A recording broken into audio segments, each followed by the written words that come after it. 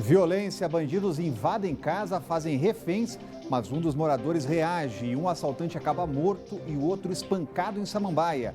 Sem luz de vez em sempre, é só chover e as quedas de energia começam uma rotina na vida de quem vive no DF.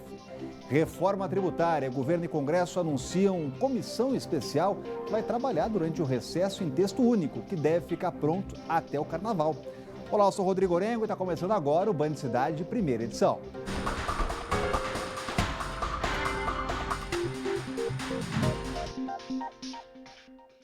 Uma família foi feita refém em uma casa em Samambaia nas primeiras horas desta quarta-feira. Só que a história acabou mal para os bandidos. Eram 6 pessoas na casa e um dos moradores reagiu. Chegou a levar um tiro, mas acabou matando um dos assaltantes. O outro foi espancado e foi levado para o hospital.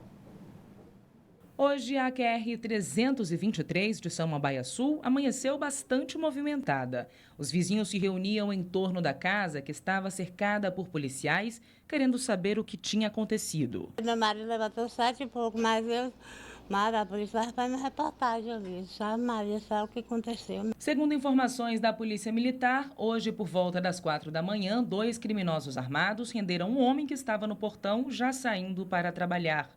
Eles anunciaram o assalto e obrigaram o homem a entrar na residência e renderam toda a família, 6 moradores. Durante a limpa no local, um dos bandidos atirou na perna do dono da casa. Foi aí que o rapaz reagiu. Na luta, ele desarmou os ladrões e acabou matando um deles. O segundo tentou fugir, mas foi pego e espancado por moradores.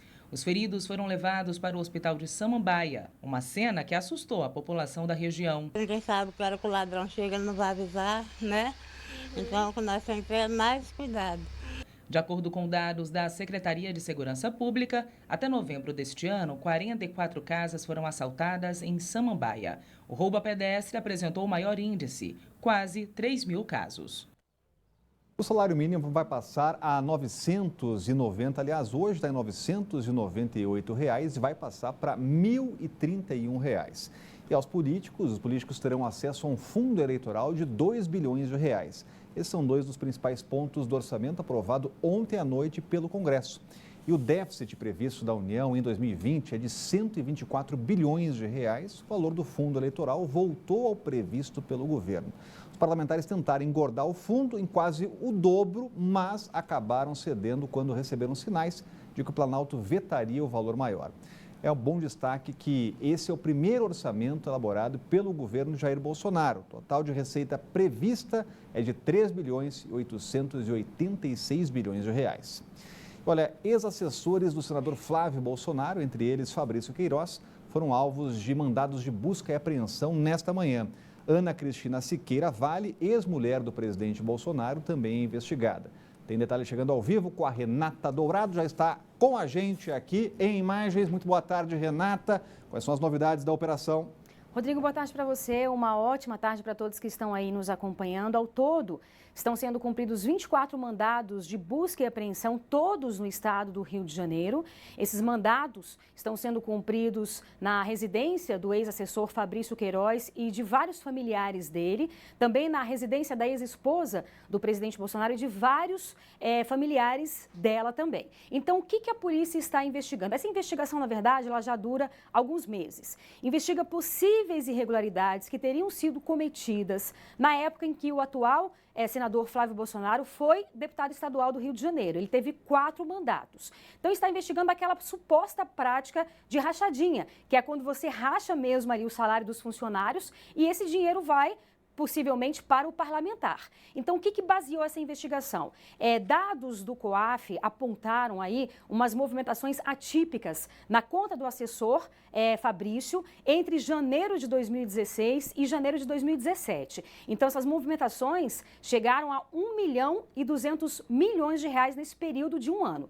Além disso, o Ministério Público também havia pedido e conseguido a quebra de sigilo bancário, sigilo fiscal de cerca de 96 pessoas. E a gente lembra lembra que em julho, com base nessa investigação, o presidente do Supremo Tribunal Federal, Dias Toffoli, determinou a suspensão de todas as investigações que tivessem como base as informações do COAF, né, e de esses outros institutos também que têm acesso a essas informações. No entanto, em novembro agora, o Supremo Tribunal Federal determinou que sim, que essas investigações podem continuar e foi exatamente por isso que essa investigação, portanto, continuou. Rodrigo. Obrigado, Renata. Continua acompanhando os próximos passos da Operação Cláudio Humberto. Essa é uma operação que foi autorizada pelo Supremo depois de toda aquela paralisação. Exatamente, né? Mas o Ministério Público do Rio de Janeiro, que faz essa operação contra ex-assessores do ex-deputado estadual Flávio Bolsonaro, hoje senador, precisa explicar, afinal de contas, se a operação é porque o investigado é filho do presidente da República ou porque, de fato, é caso único. E a gente sabe que não é caso único, né? São investigados no Rio de Janeiro, só no Rio de Janeiro, 40 parlamentares pela tal da rachadinha. Exatamente essa irregularidade que é atribuída ao ex-deputado estadual Flávio Bolsonaro. É estranho que apenas o filho do presidente da República seja alvo dessa investigação, fazendo parecer que ele é caso único, e não é. Aliás, isso é uma prática generalizada em todo o país e também no Congresso Nacional. Temos aqui a deputada Érica Cocai, já é ré num processo na Justiça Federal exatamente pela rachadinha. Ao contrário, aliás, de Flávio Bolsonaro, no caso de Érica Cocai, tem dinheiro tirado de assessor que foi depositado na conta bancária dela e é isso que complica muito a vida da deputada do PT. Mas, de qualquer maneira, é preciso que o Ministério Público, afinal, esclareça os outros 40 investigados e eles, nada, somente o filho do presidente da República. Isso fica parecendo muito mais uma jogada ali, um factoide político, do que propriamente uma ação de justiça. E vamos falar aqui de espírito de equipe, respeito, hierarquia e disciplina. Esses são os valores que a Polícia Civil tentou ensinar a 28 crianças de 2 escolas públicas do Recanto das Emas. É a primeira edição do programa Investigador Mirim. Emocionada, Ana Letícia, de 10 anos, conta o que aprendeu nos 6 meses em que participou do programa Investigador Mirim da Polícia Civil. Eu aprendi a ter respeito, deixa eu ver, é difícil, responsabilidade, colaboração, então dividir tudo. A experiência foi tão boa que antes ela tinha medo de polícia e agora sonha em ser uma policial. Tudo por causa das aulas de investigação. É porque a gente investigou muitas coisas. Aí, exemplo, eu gosto de aventura e outras coisas. Polícia, pra mim, é o que eu quero, e artes. Aí, exemplo, se eu não conseguir artes, eu vou de polícia. Porque o meu sonho eu realizei, né? Dar um abraço na polícia. Foram 6 meses de curso e foi com a presença de autoridades e com o ambiente todo montado para uma festa é que a Escola Superior da Polícia Civil encerrou a primeira edição do programa. O local foi escolhido de acordo com a pesquisa do Distrito Federal, o PEDAD, em que diz que o Recanto das Emas é uma das áreas mais vulnerável, né, em relação tanto ao salário, que mais de 80% da população tem um salário até 2 mínimos, né? E como a criminalidade do local também. São crianças da rede escolar, matriculadas na rede escolar do 5º ano e que tenham de 10 a 11 anos, para que haja homogeneidade da turma. Aqui, 3 vezes por semana, elas têm acompanhamento escolar, aulas de arte, primeiros socorros, informática, ética, cidadania, judô e muito mais. Tudo como uma maneira de, junto com a escola e a família, tornar os alunos cidadãos melhores. O ganho é enorme. O ganho de ser colocado na cabecinha deles que eles podem sonhar, que eles podem fazer diferente e raciocinar, sobretudo nas suas ações, que as ações repercutem se desdobram em consequências. E essas consequências são advindas dessa ação, podem ser ruins. Então, eles precisam pensar nas ações deles.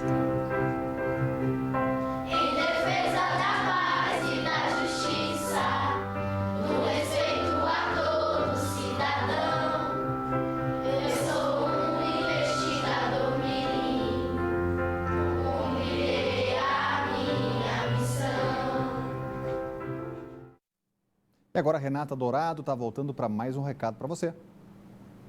Com TIM Chip Top, você se conecta de verdade e faz a festa na internet. Ele é tão top que já vem com a primeira semana grátis para você aproveitar o melhor da internet. Você tem 1 GB de internet e mais 3 GB no bônus da madrugada para usar como quiser. Isso mesmo, 3 GB de meia-noite às 6 da manhã. Sabe aquele vídeo que você tanto queria ver? É só dar play. Game novo? É só baixar. Redes sociais? Facebook, WhatsApp, Messenger e Twitter são ilimitadas. As definições de top foram atualizadas com sucesso. Compre já seu TIM Chip Top. TIM, a inovação não para. E a seguir, todo mundo tem uma história de queda de energia para contar. Um problema recorrente em Brasília na época de chuva. E o Band Cidade está voltando daqui a pouco.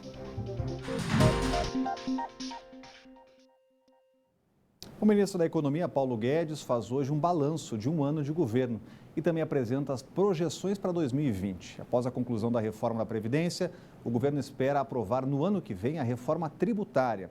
Um acordo hoje de manhã para garantir a aprovação foi anunciado da reforma ainda no primeiro semestre. Essa é a ideia, a gente volta a falar com a Renata Dourado, voltou com a gente aqui.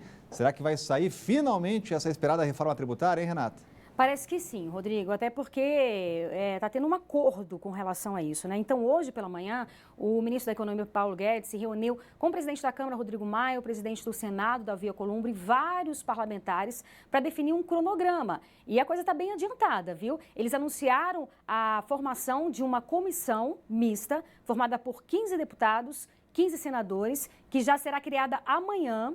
Então, esses parlamentares terão uma missão difícil pela frente, que é unificar vários projetos de reforma tributária que tramitam nas duas casas. E tem prazo para que isso aconteça. Então, o prazo é 90 dias. Vão trabalhar aí durante o recesso. Então, a ideia é que lá para fevereiro eles apresentem esse texto com algumas também solicitações, algumas ajudas aí, alguns pontos que o governo também deve acrescentar e apresentar, portanto, esse texto único para ser votado, né, nas duas casas. Já tem, inclusive, nome. Tem o nome do presidente dessa comissão, que é o senador Roberto Rocha, que é do PSDB do Maranhão, e o relator também já foi escolhido, o deputado Aguinaldo Ribeiro, que é do PP da Paraíba. E aí já tem até um prazo também para que isso aconteça.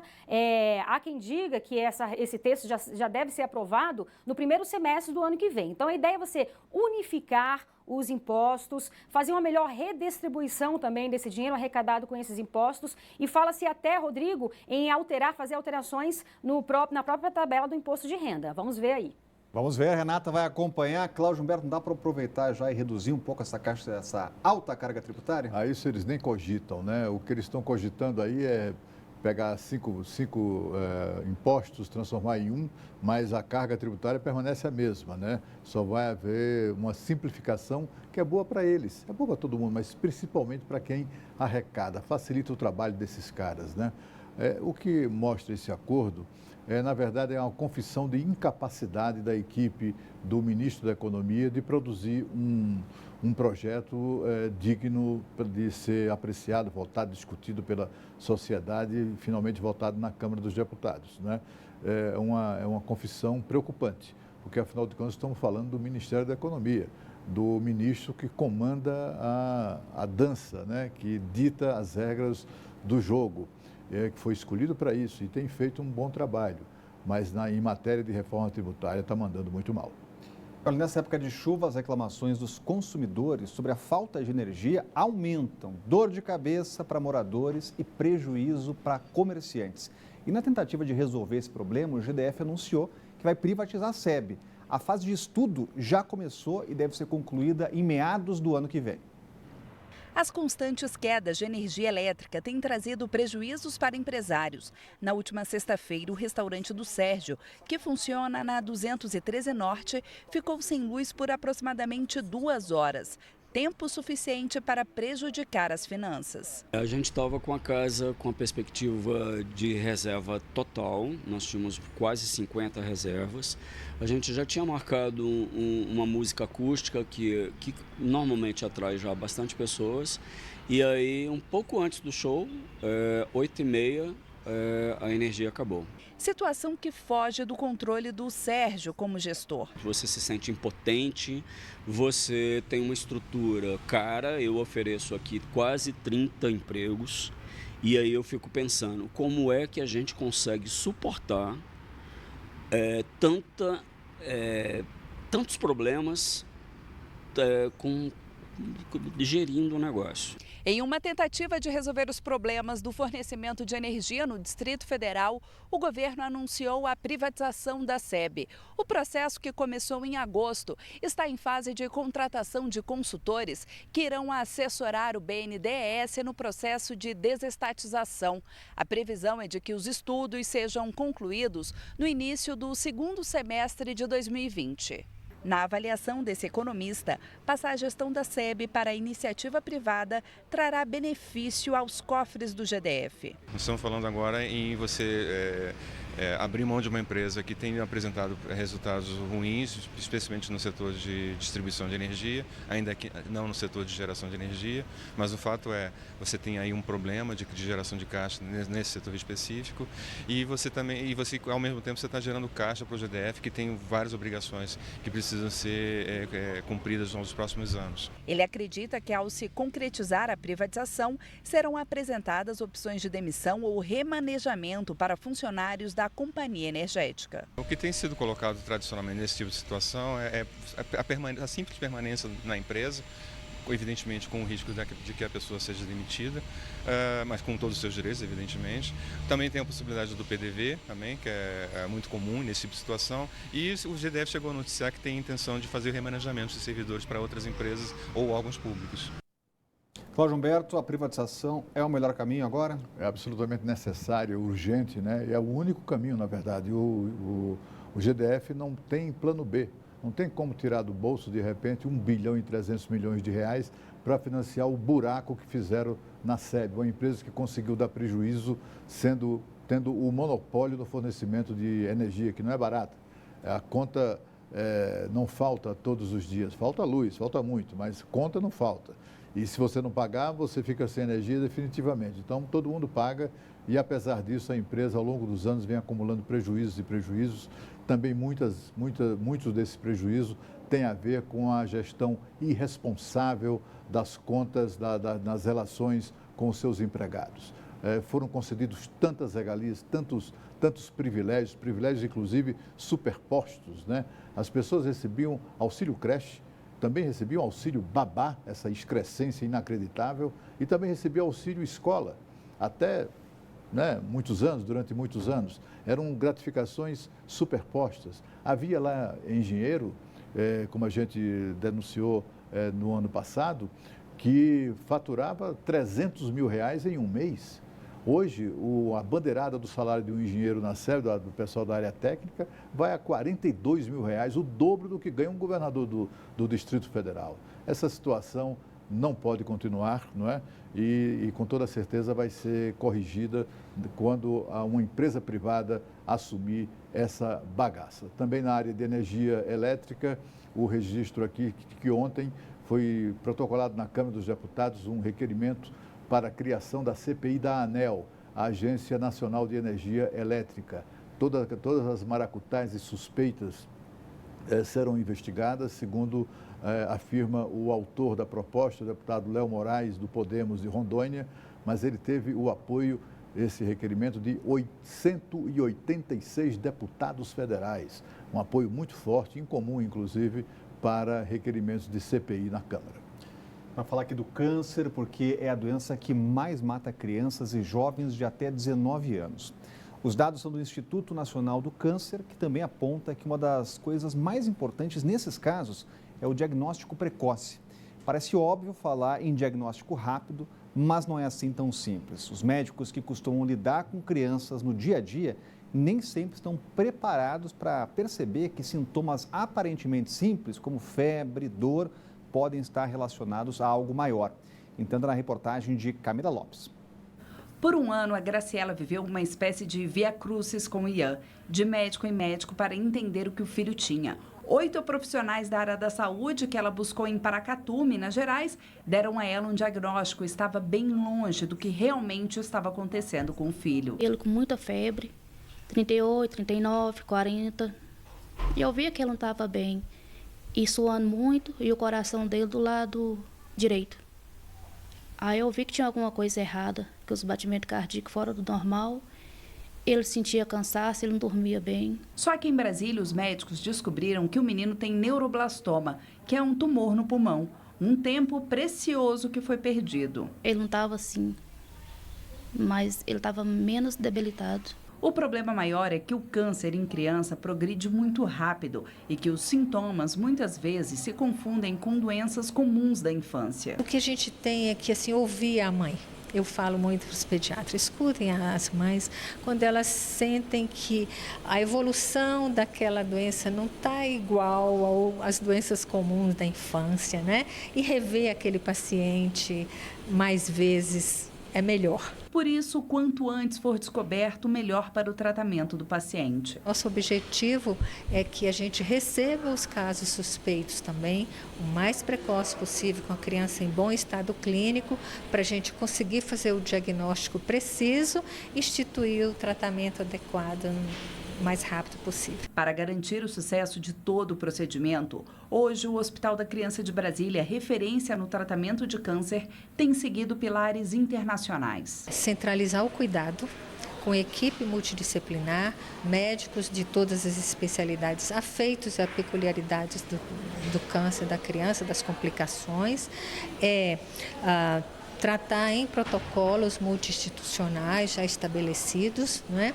E também ter capacidade diagnóstica para você conseguir estratificar em risco cada tipo de criança. Seria a medicina individualizada. Apesar de ser um câncer mais agressivo, se comparado com um adulto, a chance de cura é grande. Quando a gente observa o cenário da oncologia pediátrica no Brasil, e nós do Instituto Ronald McDonald trabalhamos há 20 anos, a gente nota que a gente pode tratar das crianças que são tratadas, grupo, que consegue de alguma maneira chegar ao tratamento. Essas crianças elas têm uma chance de cura boas em relação ao passado. Agora a Renata Dourado está voltando com um recado importante para você. Pessoal, as chuvas chegaram, não é mesmo? E no trânsito, todo mundo já sabe que é preciso atenção redobrada. Mas não adianta também só dirigir com segurança e não cuidar da parte mecânica do carro. É justamente nesse período que acabam acontecendo alguns acidentes, que podem ser evitados seguindo algumas dicas básicas, como estas, que o Detran preparou para você neste comercial super legal. As chuvas chegaram e com elas é preciso atenção redobrada no trânsito. Por isso, faça a revisão dos freios, limpadores e faróis do veículo para melhorar a visibilidade. E verifique se os pneus estão bem conservados. Reduza a velocidade e mantenha a distância do veículo da frente. E não se esqueça de utilizar a seta com antecedência e de ter atenção com os pedestres nas faixas. Com as chuvas, é preciso precaução. Dirija com atenção. Detran, Governo do Distrito Federal. E a seguir, criança de 4 anos tem mais de 90% do corpo queimado em incêndio numa casa da Estrutural. O Band Cidade está voltando daqui a pouco.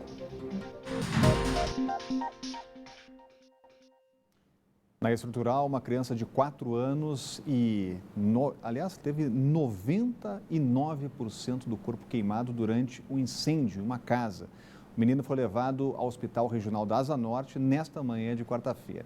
Além dele, estavam na casa 2 mulheres, Maria de Lourdes Barbosa, de 64 anos, e uma jovem de 28 anos. As duas precisaram ser atendidas porque inalaram muita fumaça. 21 militares participaram do combate ao incêndio. As chamas foram rapidamente controladas, mas apesar disso, o local foi consumido pelo fogo. A casa incendiada fica na quadra 1 do setor leste da cidade Estrutural e uma perícia começou a ser feita para avaliar o que causou todo esse estrago. O laudo com a causa do incêndio deve sair somente em 30 dias. Sobre a criança que ficou gravemente ferida, a Secretaria de Saúde disse que não pode divulgar o estado de saúde, cumprindo determinações do Código de Ética Médica. E a polícia investiga o que pode ser o 32º caso de feminicídio na capital federal este ano. O corpo de uma jovem de 20 anos, identificada como Letícia Mello, foi encontrada com um corte no pescoço em uma estrada de terra em Planaltina. Na tarde de ontem, portanto, ela morava na região e deixa um bebê de apenas 3 meses. Olha, falta pouco para o Natal e a solidariedade já começa a tomar conta da atmosfera aqui de Brasília. E um salão de Taguatinga está cortando o cabelo em troca de cestas básicas para os clientes mais carentes. Quem teve a ideia foi o Eurípides. Ele é dono do salão. Para ele, esta época de fim de ano motiva ainda mais ações de solidariedade. Por ser uma data tão assim representativa, né, que é o nascimento de Jesus Cristo, então isso vem tudo a calhar. Então isso faz com que a gente se motive mais, dá mais força, mais garra. E o lado natalino deixa a gente bem mais, assim, vamos dizer, com o coração mais mole. O cabeleireiro, junto com a família, praticam ações sociais durante todo o ano. Mas este especificamente, percebendo o aumento das famílias carentes, a ação precisou se tornar maior. Me comove muito a situação que eu encontro essas pessoas. Então isso faz que me motive mais a fazer isso. E em contrapartida eu quis participar mais, inovar e colocar a minha equipe e meus clientes para participar disso. Esse é o primeiro ano que eu estou participando da minha equipe e os clientes, né? Então assim, está sendo muito bom. E no decorrer dos anos a gente vai continuar fazendo isso e torcemos para cada ano que seja melhor ainda. A Valma é cliente, já fez 4 doações, garantiu cortes de cabelo para ela e toda a família. É uma iniciativa maravilhosa, né? Todos os anos eles fazem essa promoção que une a ação social, né? A caridade e a oportunidade da gente poder utilizar o serviço de bons profissionais que o salão tem, né? O salão vai receber as doações até sexta-feira agora. Mais de 60 cestas básicas já foram arrecadadas, mas o intuito é chegar a 200. Elas serão entregues no sábado para as famílias necessitadas que moram em Ceilândia. Quem quiser cortar o cabelo e levar uma cesta básica ou até mesmo doar alimentos, pode ligar direto para o Eurípides, no número 98175-4266, apareceu aí para você na tela. Olha, a Justiça condenou o metrô a pagar indenização à mulher que caiu na estação Arniqueiras, em Águas Claras. Na época do acidente, ela estava grávida de 6 meses. Antes de passar pela catraca, ela tropeçou em um desnível da grade de água e caiu. Ela foi levada a um hospital com diversas lesões pelo corpo. O metrô alega que o acidente aconteceu na área externa da estação e que não deve ser responsabilizado, argumento que foi rejeitado pelo juiz. Agora o metrô vai ter que pagar R$5 mil à mulher, além do valor que ela gastou com exames e medicamentos. Cabe recurso e, por falar em metrô, as linhas continuam mais lentas pelo 3º dia consecutivo. Mas você precisa muita paciência na volta para casa, a gente continua acompanhando aqui. Olha, aqui na Band, você sabe, tem um canal direto para fazer denúncias, reclamações como essa aí do metrô, mostrar os problemas da sua cidade. É o WhatsApp do Band Cidade, então anote aí o nosso número, que é o 99976-9204. O Band Cidade, primeira edição, vai ficando por aqui. Vem chegando aí os donos da bola. A gente volta a se encontrar amanhã ao 12:30. Tchau!